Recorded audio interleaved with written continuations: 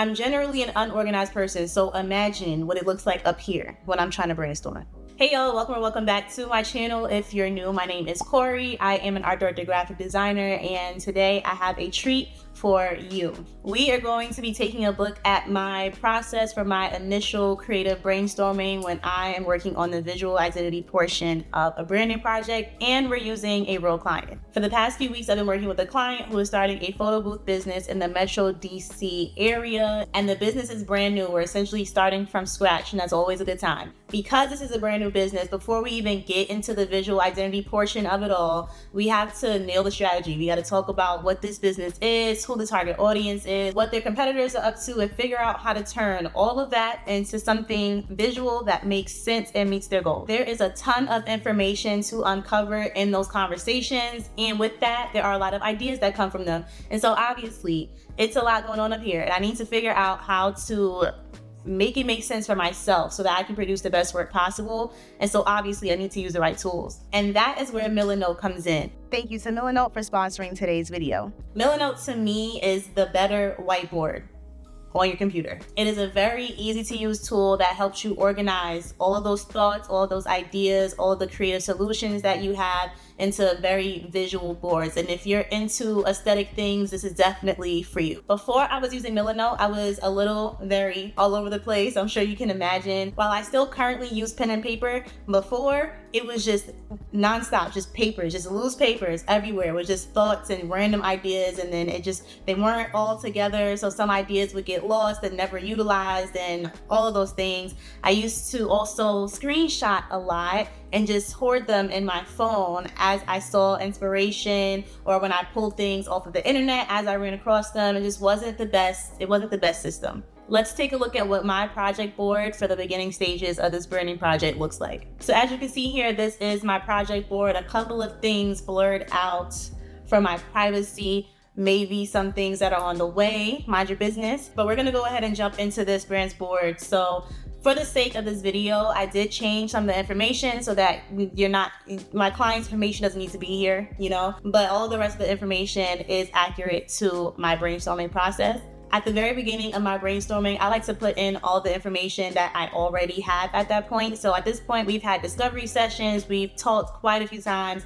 So I have a lot to include here. I'm including contact information, the agreement my client signed, and any links that were sent to me so they're easily accessible. And then separately, I'm including more of the brand background, anything that was sent to me prior on the brand story, and then all the information that we've gathered in a discovery session. I'm able to organize these in a way that I'm able to understand and follow by using the column tool. So the column essentially holds all of the cards that I'm including. There are also a ton of ways to customize your icons and everything that you're dropping in here so that it is fun for you to look at least. I'm someone that when I have if I'm journaling or if I'm brainstorming or anything, I love to color coordinate and make it look good. It makes the work more fun, in my opinion. Now I'm creating another column specifically for the creative work so that I am able to jump right into that if needed. I know my strategy stuff is on this side and my creative is over here. Inside of that column, I'm adding multiple things, such as a Pinterest board that I created when I first started. I'm including a separate board for creative review so that I'm able to share with the client when the time comes if I would like to. I always make something separate because I don't want to show my entire thought process, as it can be very confusing to someone else. But I definitely want to be able to have that space where these are the things that I came up with and I'm actually going to share with the client. Those will go in the creative review board. And then I also create a separate area on the side for visuals of anything that was sent to me from the client. This is my space to kind of indicate what it is that they like and what they have been looking at. It might not always align with what I develop or what I think would be best based on their goals and the conversations that we've had. But having it here in the midst of my brainstorming helps to keep that fresh in my mind or at the front of my mind so that I'm sure to include some elements of things that they like. Another thing I absolutely love about Milanote is the color swatches. You're able to create swatches directly on this whiteboard, so it kind of adds another level to brainstorming for me. I can see color palettes that I'm building in the midst of all my other thoughts rather than having to outsource and or type them in myself. There's a color picker included on the swatches, and it'll populate the hex code for you. I absolutely love that. With the comment tool, I'm able to directly comment on any part of any board that I choose, which is also helpful for collaboration. So if I do end up sending any part of my board over to a client or to a collaborator, we can just go back and forth right here. Another part of my organizing that I love is being able to kind of connect different ideas that I have, or at any point in time, if I had a thought in one lane and I thought of something else and I realized later that they make sense together, you can connect cards with arrows on the board. Now, this is the inside of my creative brainstorming board, which I have linked inside of the larger project board. You are able to create subboards within boards, which I also love.